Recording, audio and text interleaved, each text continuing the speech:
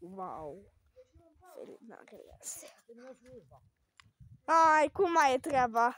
Plantați voi florile. Da, da. Da, să faceți cum mai multă frumusețe, flori cum îmi place mie. Da, da. A, ce s-a întâmplat cu floarea asta galbenă? Galben cum îmi place mie.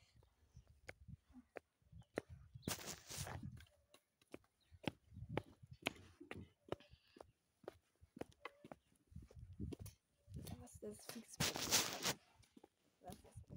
A, Pufi, potolește-te! Pleacă! Tacă-ți gura aia! Dar nu m-am dus la el, Cornele, m-am dus doar s-a uitat el la mine și a lătrat. Chiar dacă latră, treci pe lângă el și nu te mai uita. Că latră mereu? Hai mă, nu mă mai lua la ceartă. Cornele, dar Pufi latră mereu?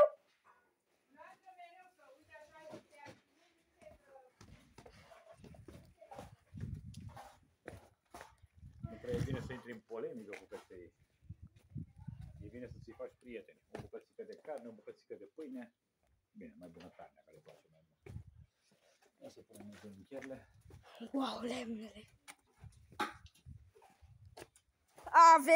Cred că avem și milioane de lemne aici. Că mi-e frică de șobolani aici. Dar cred că va fi iarna tropicală la noi cu atâtea lemne. Wow, cărucea. Mi-e frică de șobolani. O, dar ce m-am picat? Că 3 lemne se pun la foc. Iarna de 3 lemne pe zi. Ce mai faceți? Ce mai faceți? E foarte bună treaba. Dar treaba vi se pare bună sau rea? Asta. Cum? Treaba. Pentru voi e bună sau rea? E bună, cum să fie? Da.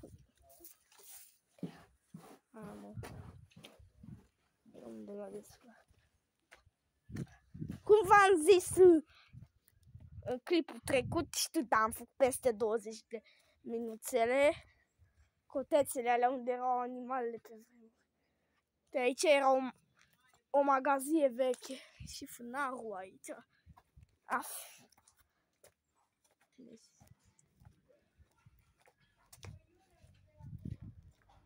era și locul de animale. Aici altă magazie. De beci. Nu prea se vede. Știi că numele tău are o rezonanță istorică, trebuie să-ți faci un reportaj pe faza asta. În fine, hai că vă mai așteptăm, așa că pa, vizionare plăcută și la acest clip. Suntem la Romai, pa!